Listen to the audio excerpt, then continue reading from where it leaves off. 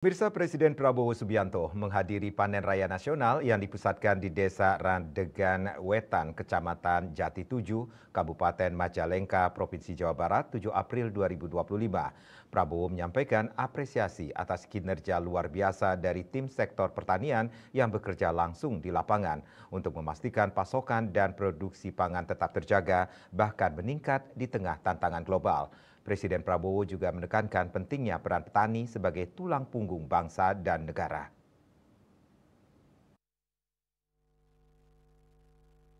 Presiden Prabowo menyampaikan apresiasi kepada seluruh pihak yang telah bekerja keras menjaga stabilitas nasional selama bulan Ramadan hingga Idul Fitri, termasuk pengendalian harga bahan pokok.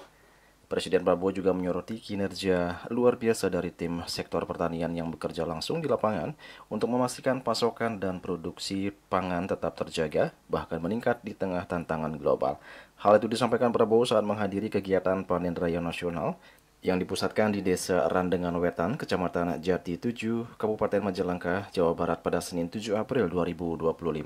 Kegiatan ini merupakan bagian dari panen raya serentak yang digelar di 14 provinsi dan 156 kabupaten kota di seluruh Indonesia sebagai komitmen pemerintah dalam memperkuat ketahanan pangan nasional. Di hadapan para petani, Presiden Prabowo kembali menekankan pentingnya peran petani sebagai tulang punggung bangsa dan negara.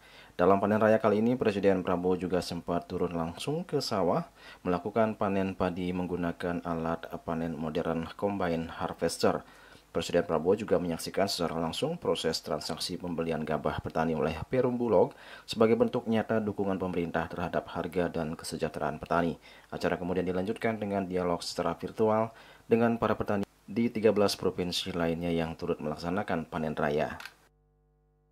Saudara-saudara sekalian, terutama para petani, saya ingin menyampaikan penghargaan saya kepada saudara-saudara sekalian. Saudara-saudara adalah tulang punggung bangsa dan negara. Banyak pihak, terutama elit-elit yang di Jakarta itu, elit-elit kita mungkin tidak merasakan betapa pentingnya para petani tugasnya. Para petani adalah produsen pangan. Tanpa pangan tidak ada negara. Saya katakan berkali-kali, bertahun-tahun, tanpa pangan tidak ada negara.